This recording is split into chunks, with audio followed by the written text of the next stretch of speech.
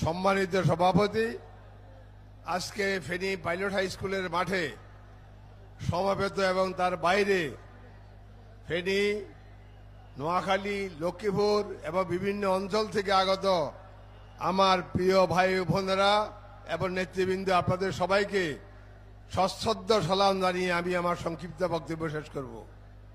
সময় নাই, অনেকক্ষণ আপনারা কষ্ট করেছেন, এই জন্য আমার নিজের কাছেও খারাপ লাগতেছে। কিছু করার নাই, উনি পৌঁছতে পারেন নাই, কাছে আসিস। প্রিয় ভাইয়েরা আমার, যে এই মাঠে আজকে আপনার বক্তব্য শুনছেন, আমি বক্তব্য দিচ্ছি, এটি একটা ঐতিহাসিক মাঠ।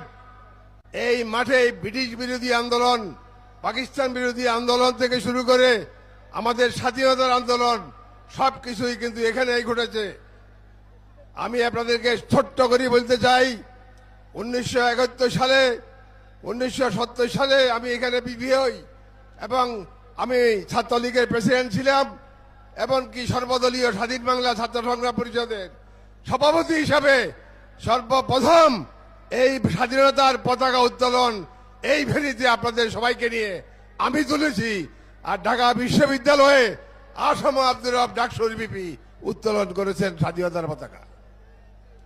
অতএব এই স্বাধীনতা উত্তোলনের পরেই আমাদের মহান রাষ্ট্রপতি জিয়াউর রহমান সাহেব স্বাধীনতার ঘোষণা দিয়ে যখন নাকি আমাদের ছাগলঞ্জের পশ্চিমে এই পূর্ব দিকে এখানে পৌঁছেছেন, তার কাছে আমরা গিয়েছি। উনার নির্দেশনা মোতাবেক আমাদের অসংখ্য যুব সমাজকে বিভিন্ন ট্রেনিং ক্যাম্পে পাঠিয়ে দেহরাদুন ক্যান্টনমেন্টে আমাদেরকে পাঠাই।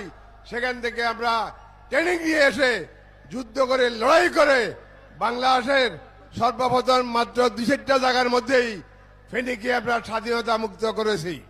আমাদের জীবনের বিনিময়ে, আমাদের অসংখ্য লোকের জীবনের বিনিময়ে এই ফেনী কলেজ যেখানে পতাকা উত্তোলন করেছি স্বাধীনতার, আপনার এইটা হইল কলেজ বিল্ডিং, এটা হইল Feni pilot high school building. এটা ঐতিহাসিক।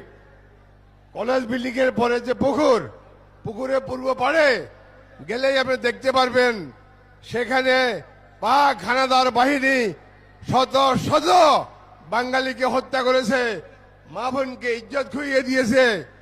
সেই জায়গাতে আমরা সেই সমস্ত লাশকে অন্য জায়গায় স্বাধীনতার পরে নিয়ে গেছি এবং সেখানে স্বাধীনতার একটা স্তম্ভ, স্মৃতিস্তম্ভ আমি করে গেছি আমি।